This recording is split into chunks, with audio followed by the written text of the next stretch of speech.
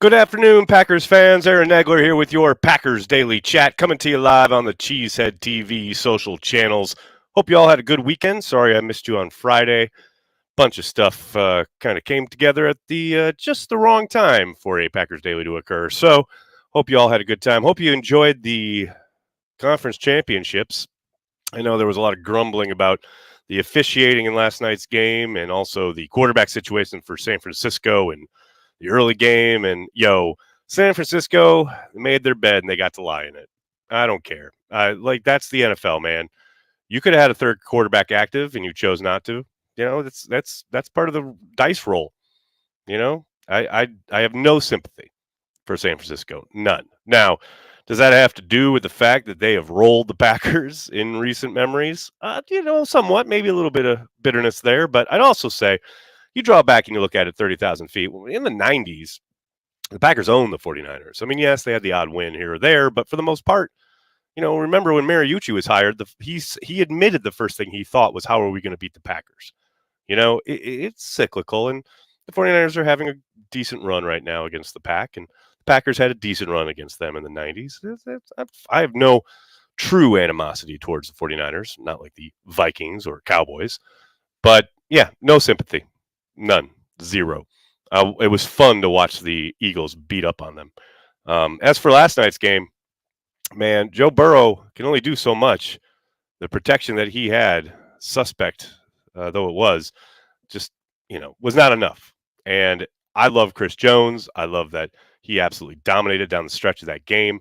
I love that MVS is going to a Super Bowl, like I said in the video I did on socials. And I'm really excited for Andy Reid to get a shot at his former team.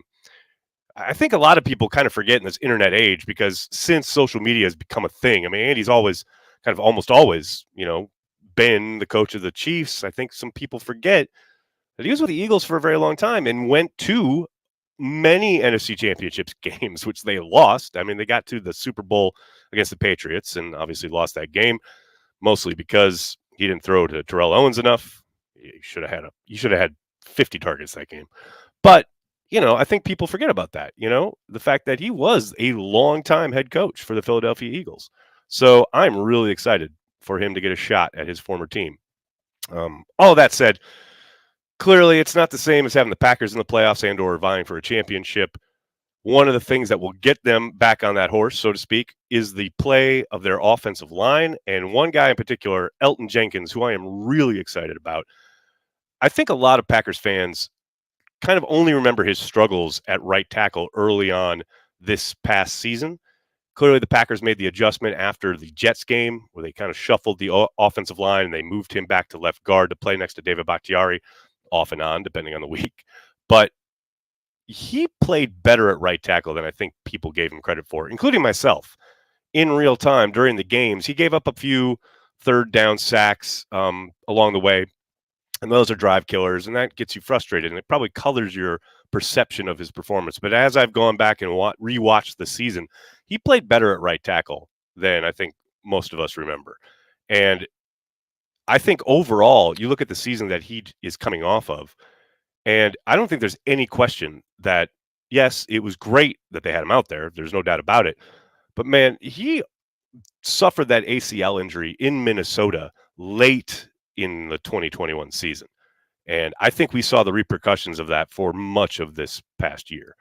I have zero doubt that he will come back next season, the 2023 season, and look like his old dominant self. You saw the progression throughout the year.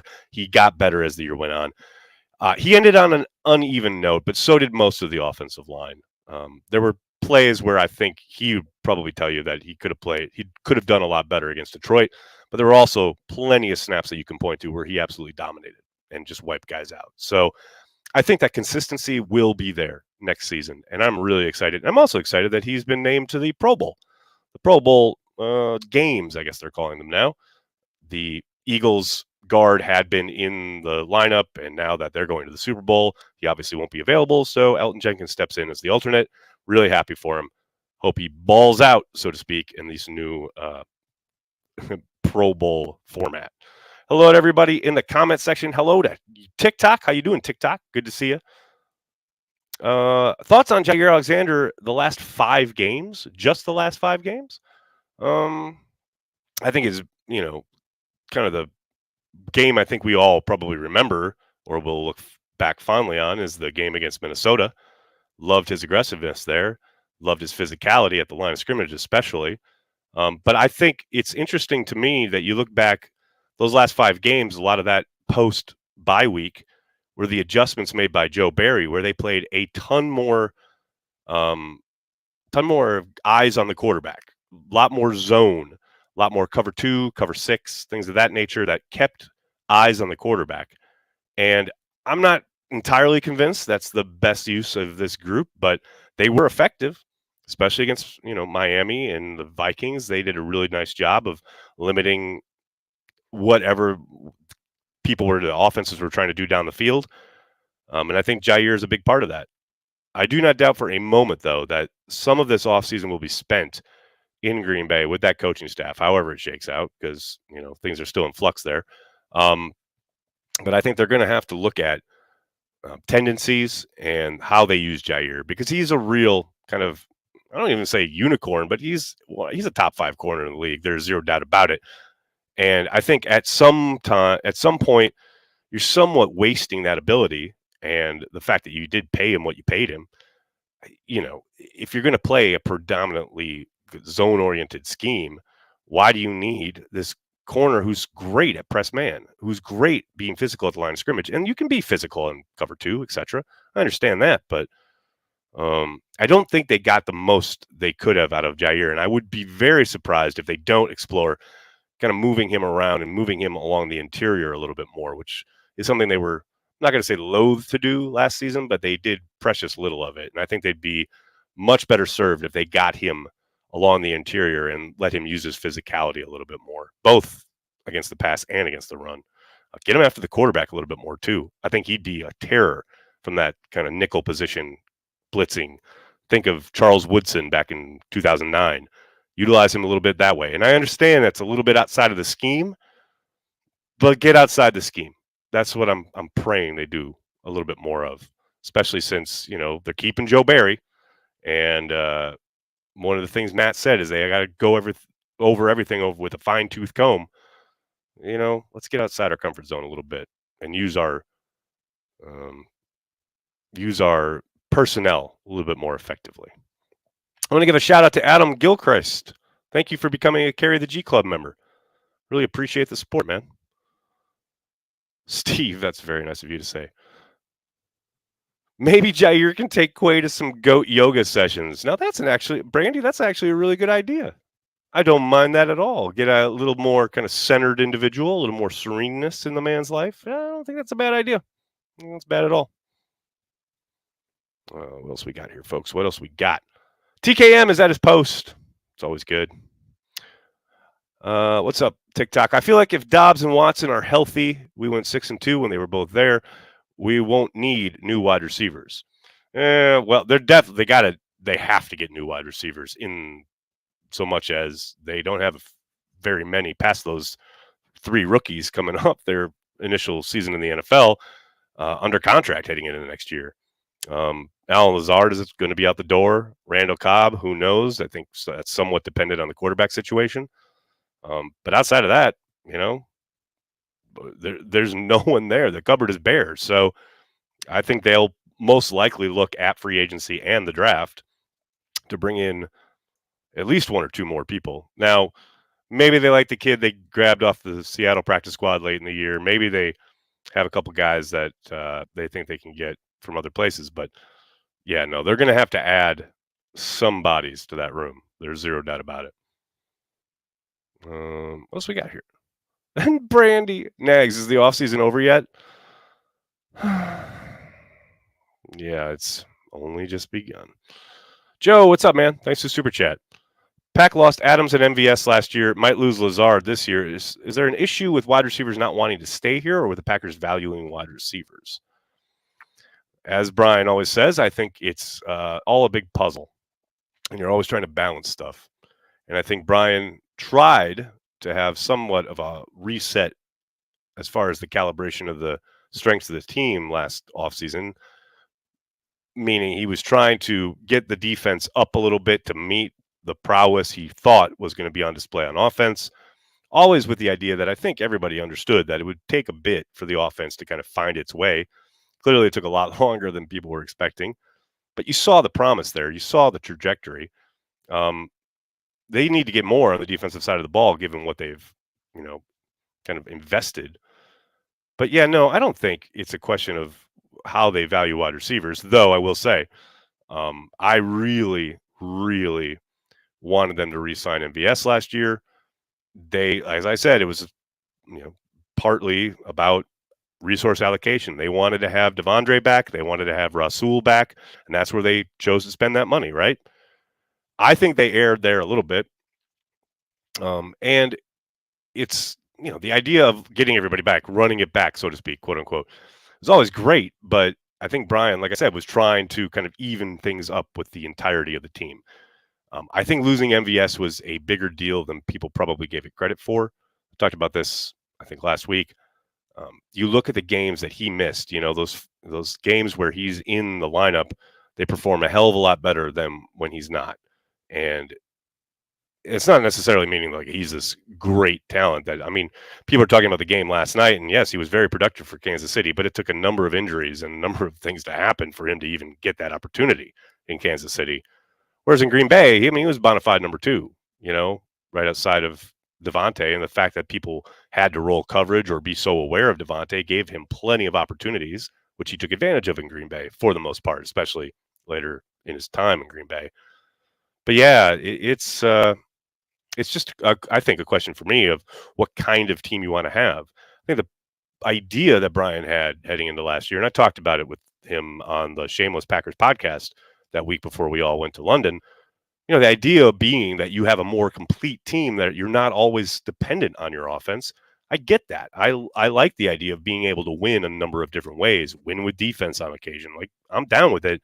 The defense just didn't carry their end of the bargain for much of the kind of first half of the year.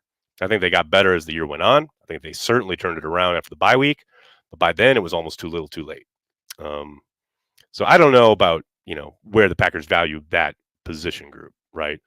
I think they've identified, especially when you look at their draft trends, there are premier positions for them, whether that's defensive line, offensive tackle, cornerback, sometimes maybe safety. But yeah, wide receiver, we all know the drill when it comes to not having taken a wide receiver in the first round for X number of years. Although they did try last year. They tried to trade up into the last pick of the first round. The Vikings didn't want to give them the fifth round option on whoever they took. So then they got the first pick on the next day because the Vikings had that pick. And they were like, okay, we'll give you the selection, but now it's the second round. Even though it's one pick later, now it's the second round, and you won't have that fifth-year option. So, they've at least shown that if the guy is someone they consider special, which clearly, given what Gutekunst gave up to go up and get Christian Watson, clearly they thought, he had a bright future. I think they've just said, that shows me that, yeah, no, they're not going to kind of quote unquote overvalue wide receivers. But if there's a special guy, someone who they think has a super high ceiling, they're not, they're not loath to or averse to giving up assets or paying whatever is necessary to go get the guy. Bill, thanks to the super chat. Sources telling me a deal with Denver fell through last year because Rodgers felt that Hackett needed to spend a year learning to be a good scapegoat. That's funny, Bill. That's funny. It's funny when anybody starts talking about having sources. I always kind of clench up and like, oh, God. But I understand that was a joke. Well done. Well done indeed. We got Admiral. What's up, man? Admiral Ben. Hey, Nags. Hope you're well. Do you think we should add more experienced player to the offensive line or just get more experience with what we have?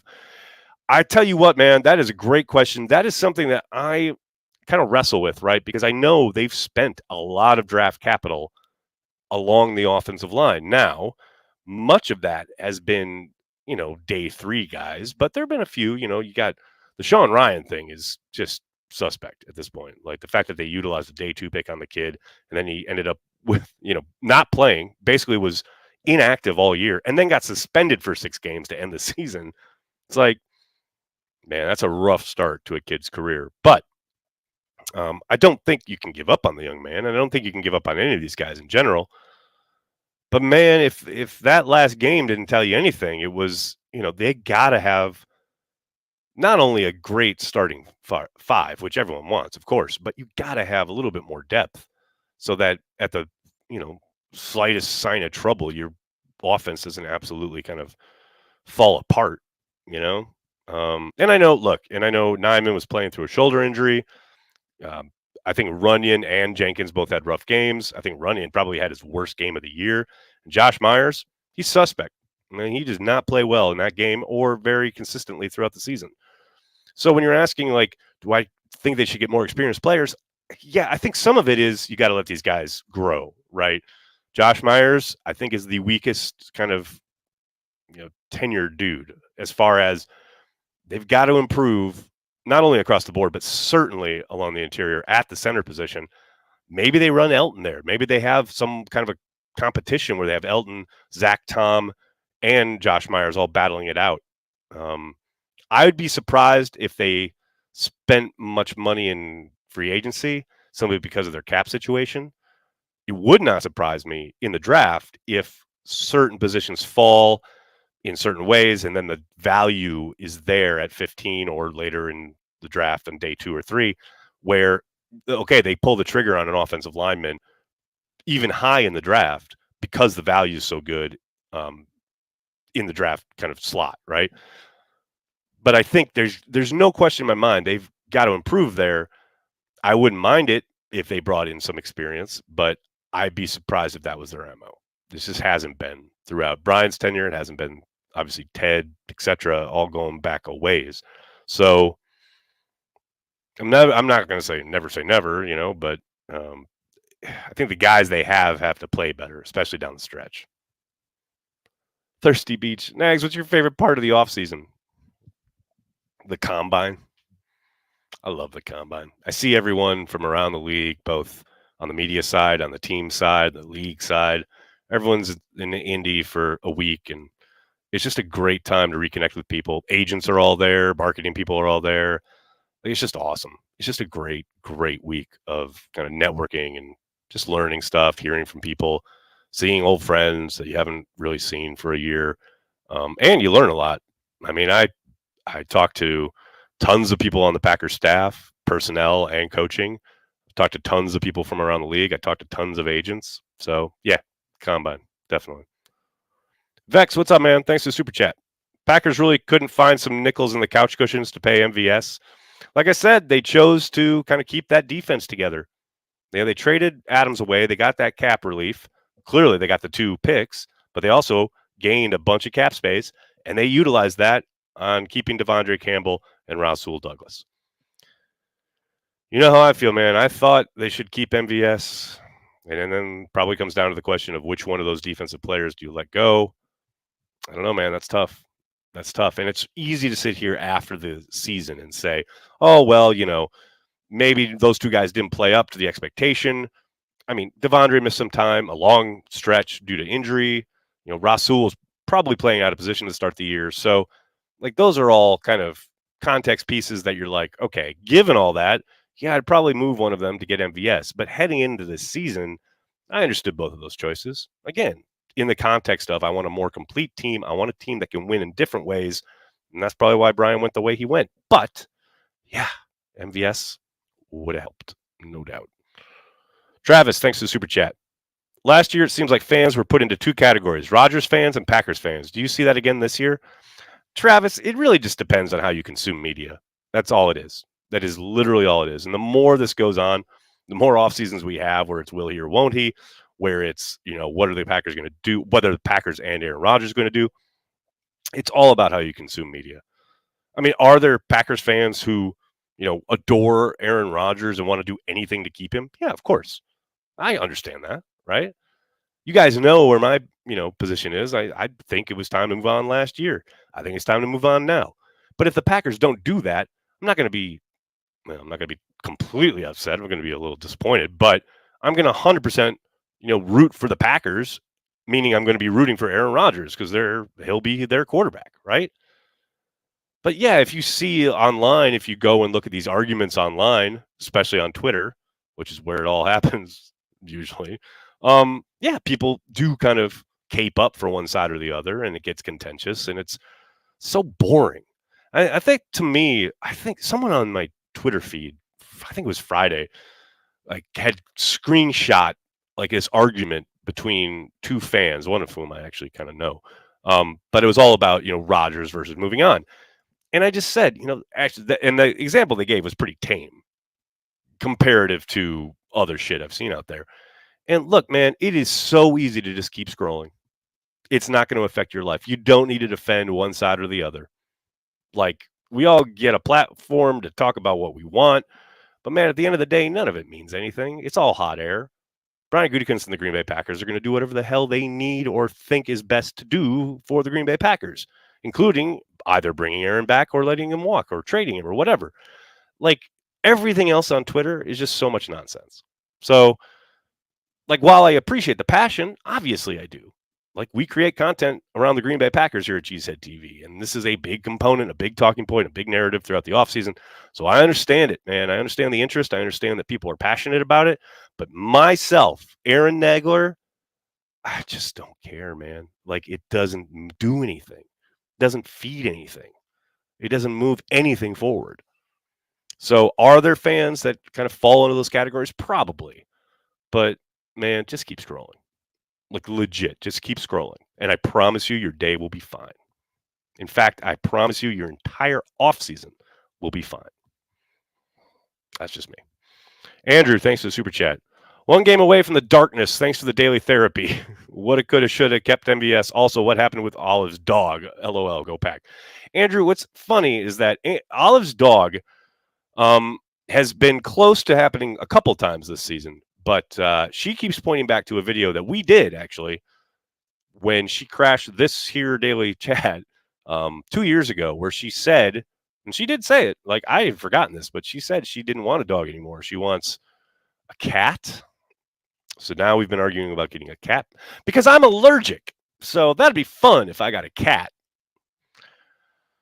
So yeah, intense negotiations is how that's worked out. John, what's going on, man? Thanks for the super chat. Remember like 10 months ago when Nags was big on Sky Moore? Kid's going to be a stud. Also, thoughts on officiating the fourth quarter of that game?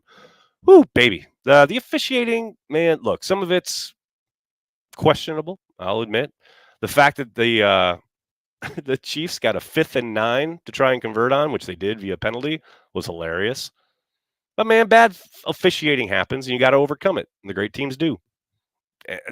That's as simple as I can put it, because everybody's watched a game where some team gets jobbed or some player gets jobbed because of some horrible call. But, like, I've seen Cincinnati fans talking about, like, missed holding calls. There were one or two, but that's literally every football game. But they're also complaining about the intentional grounding call, which was the right call. He threw it at a lineman's foot, and everyone's like, oh, but the running back's like 5 feet further away. Like, I don't, like, he literally threw it into the dirt in front of a lineman's foot. Stop. Just stop. Like, that's just the game, man. Like, talk to me after you've had the Fail Mary happen, all right? Then we can talk about, like, officiating problems. It does not move me. As far as Sky Moore, yeah, I love that kid. He was my favorite receiver in last year's draft. Bill, thanks for the super chat. Sources telling me a deal with Denver fell through. I got that one. Thank you, Bill. What else we got? A bunch of super chats here. Justin, thanks for the super chat. Sucks as a Green Bay fan to watch KC's run, cause that should have been us the last decade. Whether 12 or the organization is to blame is whatever. It's just sad. Justin, hold on a second now. Hold on. Kansas City hasn't won any more Super Bowls than the Packers have yet. They've been to one more. But just think of the 2014 game against the Seahawks is the year the Packers should have been in the Super Bowl if Brandon Bostic does his job. So that's 2 Super Bowls they've been to. They won one and they lost one.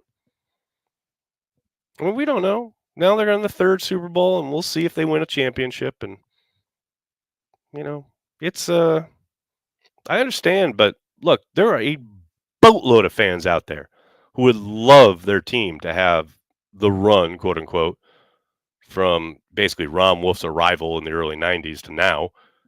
They would love to be on that. Like this steady, consistent winner that is almost always a championship contender? No. They don't win every year, and they don't, dominate every year. No, of course not. No team really does. But a consistent team, always in the mix. You could do a lot worse. And I'm not saying entitled town. I'm not saying any of that nonsense. I'm just saying, don't always yearn for whatever kind of everybody 5-8 years ago was, oh God, I wish we were the Patriots. Now we get, oh, I wish we were the Chiefs. Man, you're the Green Bay fucking Packers. Embrace that. Enjoy it. Love it. Marinate in it. Get the winningest team in the history of the league. More championships than anybody else. Those are facts. Wear it. Wear it like a badge of honor, because that's what it is. Carl, thanks to Super Chat. I know folks like to use run it back with this team, but we aren't running anywhere if we aren't consistent, fundamentally sound. We have the talent. Yeah, Carl, it's just consistency for me. You're right about fundamentals, but it's just consistency and taking the easy W's, not making things as hard as possible on the easy shit. I mean, the jet sweep to Alan Lazard on 4th and inches in your own end is a perfect example of making shit way harder than it needs to be. It's running a quarterback sneak, which, by the way, they did later in the game successfully. Or give it to A.J. Dillon, the big fucker in the backfield. Give him a head of steam. Let him plow over somebody. Am I bitter? Maybe. Brian, thanks for the Super Chat. Ran into Nick Perry at Whole Foods in Michigan yesterday. His son rocking a Packer hat, still carrying the G. Man, Nick Perry is fascinating to me. The fact that he got paid, right, in Green Bay, decent pass rusher, was never an all-star or anything like that, but a really solid year. And yeah, he played hurt and he played with the club, all those things. And then he got cut by the Packers and never signed with anyone ever again. That's bizarre, man. And he was legit. He could still play. It was just a salary cap thing, right? But then he was just done. That's always going to be weird to me. Good to hear his son's carrying the G. That's awesome. Stanley, thanks for the Super Chat. Steve Wilkes says PGC? Passing game coordinator? I'd love it, though. I'd be surprised if he would accept that position. But maybe. I mean, I'm all in on the idea. Am I excited for the Pro Bowl? I think it'll be fun. I'm not crazy appointment viewing or anything like that, but the game had certainly run its course and was boring beyond belief, although tons of people watched it every year still. But yeah, I'm excited for something new. Have a little fun. Let the guys, have a good time. I mean, they're they're all there to have a good time and put on a show for Vegas and everyone watching at home. I'm all in on the dodgeball. I'm excited for the dodgeball. That's where I'm at. All right, everybody, I'm going to have to get going. I can't thank you enough for hanging out, talking Packers each and every day, Monday through Friday, right here on the Cheesehead TV social channels. Please do me a huge favor and hit like on this video, subscribe to the channel, and then tell your friends and tell your family. Cheesehead TV, we are devoted to Green Bay Packers fans worldwide. Thanks a lot, everybody. Have a great night. Go Pack Go.